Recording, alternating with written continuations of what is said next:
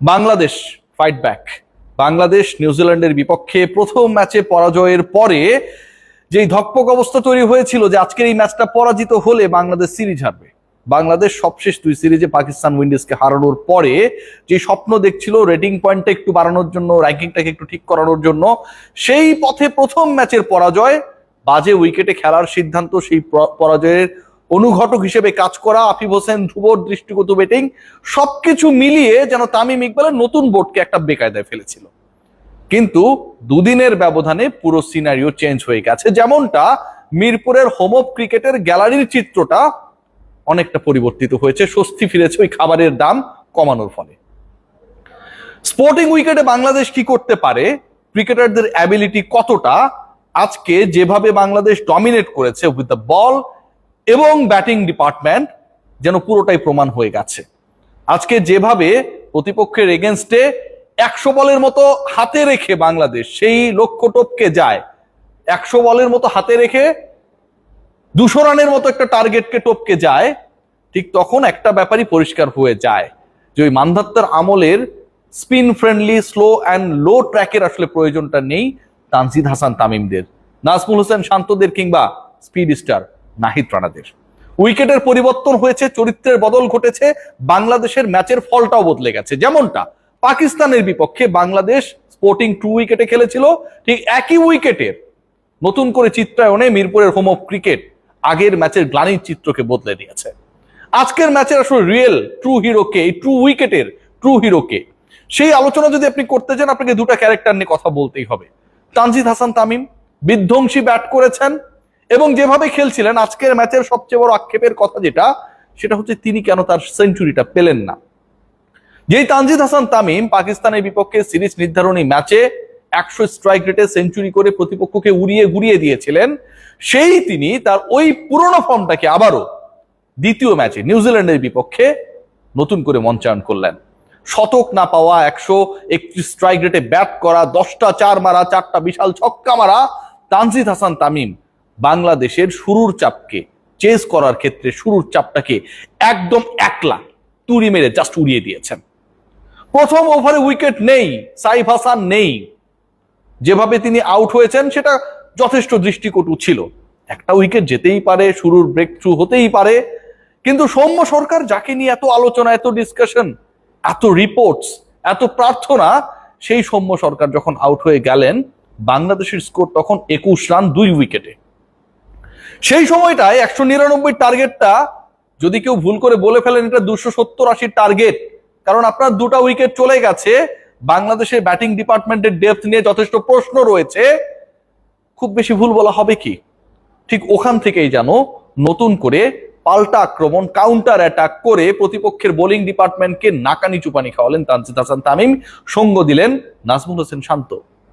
আজকের এই ম্যাচটায় বাংলাদেশ ঠিক সত্যিকার অর্থে সেই স্মার্ট ক্রিকেটটা খেলেছে, যখন একটা দল একটা এরকম ট্রিকি স্কোরকে, এরকম স্কোরগুলো সাধারণত ট্রিকি হয়, এরকম একটা উইকেটে যেখানটায় তুলনামূলকভাবে বেটার উইকেটে আপনি খেলতে নেমেছেন, কিন্তু পারফরমেন্স করেছে প্রতিপক্ষ আগে ব্যাট করতে নেমে, যেন ওইখানটায় ওই আগের মতোই উইকেটে খেলা হয়েছে, 2 উইকেট হারিয়ে ফেলেন 20-21 রানের মধ্যে।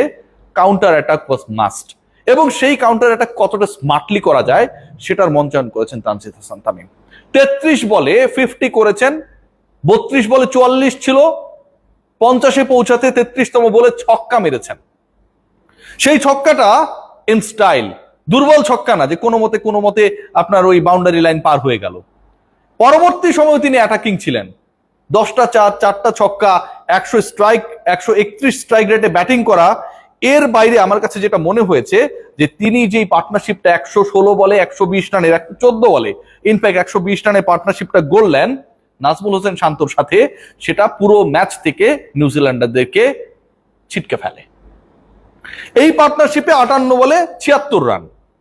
তিনি যখন আউট হয়ে গেলেন তখনও প্রায় মোটামুটি 70-80 রানের মতো প্রয়োজন, এবং সেই সময়টায় 60 রানসের মতো প্রয়োজন।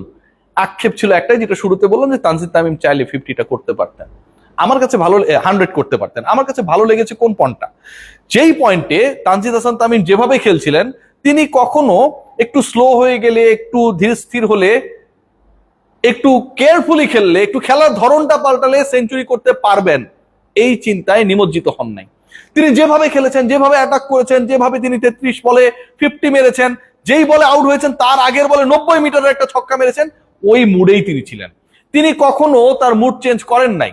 এই যে মুড চেঞ্জ না করা, শতকের জন্য না খেলে দলের জন্য খেলা, যেভাবে খেলছিলাম সেভাবেই খেলা, তানজিদের এই ইনিংসটাকে ভাই আপনাকে প্রেজ করতেই হবে। গত 6 ম্যাচে 3টা 50 পেরোনো ইনিংস, একটা তার মধ্যে সেঞ্চুরি, গত ম্যাচে সফল হতে না পারার আগের ম্যাচে 107, আজকের ম্যাচে 58 বলে 76। ট্রিমেন্ডাস। নাজমুল হোসেন শান্ত 50 করার পরপরই আসলে তিনি স্ট্রাগল করছিলেন, চলে গেলেন, আর খেলতে পারলেন না। নাজমুল শান্তর জন্য তো আমার কাছে মনে হয় যে very special day today. 13 innings পরে 14তম ইনিংসে এসে তিনি 14 মাস পরে 50-র দেখা পেলেন। 50 দেখা পেয়েছেন ঠিকই, 50 করার পরে ক্র্যাম্প করার কারণে চলে গেছেন ঠিকই, কিন্তু এন্ড অফ দ্য ডে আমার কাছে মনে হয় নাজমুল হোসেন শান্তর ফর্মে ফেরাটা খুব জরুরি ছিল। আজকে ব্যাটিং অর্ডার সবার চেঞ্জ হয়ে গেছে, কারণ আপনাকে 3 নম্বরে খেলাতে হয়েছে, শান্তর ওই জায়গাটাতে খেলাতে হয়েছে। সৌম্য সরকারকে সফল হন নাই, উট করে খেলিয়ে দিলে সফল হবেন না, এটাই স্বাভাবিক। কিন্তু the way he played, the way he plays the ball, এটা মনে হচ্ছিল যে অনেক সময় ওয়ার্ম আপে ব্যাটিং কোচেসরা হচ্ছে ফিল্ডিং শেখায় না, বলগুলোকে মারে, অথবা ফিল্ডিং কোচেস ক্যাচিং শেখায় না, ঠিক ওই ওয়েতে ওই রোলে সৌম্য সরকার আজকে এখানটায় খেলতে নেমেছিলেন। Not a batter on number 3। So Soumya Sarkar next ম্যাচে সুযোগ পাবেন আরো একবার, যতটুকু আমরা প্রেডিক্ট করতে পারি। কিন্তু যেভাবে তিনি আউট হয়েছেন, আউট হতেই পারেন, সেটা ভাই কোনোভাবেই প্রেজেবল না। But you have to praise Nahid Rana. এই যে এত প্রশংসা করলাম, ব্যাটাররা প্রেসারে পড়ার পরে কাউন্টার অ্যাটাক করেছে, বোলাররা বাংলাদেশের যদি ভালো না করতো, স্পেশালি নাহিদ রানা লাস্ট ম্যাচে অনেক বেশি এক্সপেন্সিভ ছিলেন। এই ম্যাচে নাহিদ রানা যেন আবার সেই পিএসএল এর ফর্মকে ফিরিয়ে আনলেন। এই ম্যাচে আবার যেন তিনি সেই পাকিস্তানের এগেনস্টে প্রথমবারের মতো ওয়ান ডেতে 5 উইকেট পাবার যে সাতটা পেয়েছিলেন সেটাকে ফিরিয়ে আনলেন। 10 ইনিংসের ক্যারিয়ারে দুবার 5 উইকেট, সবশেষ 5টা ইনিংসে দুবার 5 উইকেট।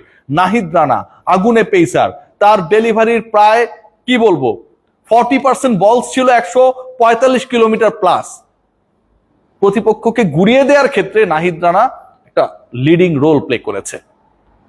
নাহিদ রানার সাথে শরীফুল্লাহ সঙ্গ দিয়েছে ঠিকই, কিন্তু যখন আপনি একলাই শুরুতে, মিডলে, শেষে গিয়ে যখনই কোনো প্রতিপক্ষের জুটি গড়ার একটা সিচুয়েশন ক্রিয়েট হয়, তখনই আপনি উইকেট নিয়ে নিচ্ছেন, তখনই আপনি আপনার দলকে ব্রেক থ্রু দিচ্ছেন, এইরকম সিচুয়েশন ক্রিয়েট করবেন, সেটা ওই মুহূর্তের সিচুয়েশন, এই গরম ওয়েদারে যেখানটায় ক্রিকেটাররা মাঠে থাকতে পারছেন 50 ওভার, সেটাই একটা বিশাল চ্যালেঞ্জ। সেখানটা আপনি 145-146 কিলোমিটার বল কন্টিনিউয়াসলি করার পর যখন সফল হন, 5 মারেন, এটা সকল ক্রিকেটারের সকল পারফরমেন্সের ঊর্ধ্বে চলে যায়। নাহিদ রানা সেটা করে দেখিয়েছেন।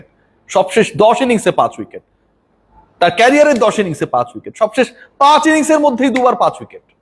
পাকিস্তানের পরে নিউজিল্যান্ডের বিপক্ষে 5 মারা, এরকম গরমে পেসকে ধরে রেখে 5 মারা, নাহিদ রানা ট্রিমেন্ডাস আমার কাছে মনে হয়েছে। তানজিদ তামিম, নাজমুল হোসেন শান্ত, বাংলাদেশের মেন্টালিটি, বাংলাদেশের ম্যাচে ফেরা, সব ছাপিয়ে আজকের এই ম্যাচের মহানায়ক আমার কাছে মনে হয় নাহিদ রানা। এই ম্যাচটা বাংলাদেশ যেভাবে জিতেছে, এটা একটা বিশাল কনফিডেন্সের জায়গা ক্রিয়েট করেছে। পরের ম্যাচ চট্টগ্রামে ডেফিনেটলি 2 উইকেটে খেলা হবে, ডেফিনেটলি সেই ম্যাচে ক্র্যাম্প করা নাজমুল হোসেন শান্ত আবারও ফিরবেন, ডেফিনেটলি সেই ম্যাচে তানজিদ হাসান তামিম তার অধরা শতকটা যেন এবার পেতে পারেন, সেই লক্ষ্যে ব্যাট করবেন। ডেফিনেটলি সেই ম্যাচে সৌম্য সরকার, যাকে ঘিরে এত আলোচনা, এত আন্দোলন, এত পাতার পর পাতা লিখনি, কন্টেন্টের পর কন্টেন্ট তৈরি, তিনিও তার নামের প্রতি সুবিচার করবেন। Let's see. বাট বাংলাদেশের পরের ম্যাচ জিততে হবে, সিরিজ জিততে হবে, এবং সেটা জায়গাটা আজকে সিমেন্ট করেছে বাংলাদেশের নাহিদ রানা, তানজিদ তামিমরা। সবাই ভালো থাকবেন, টেক গ্রেট কেয়ার।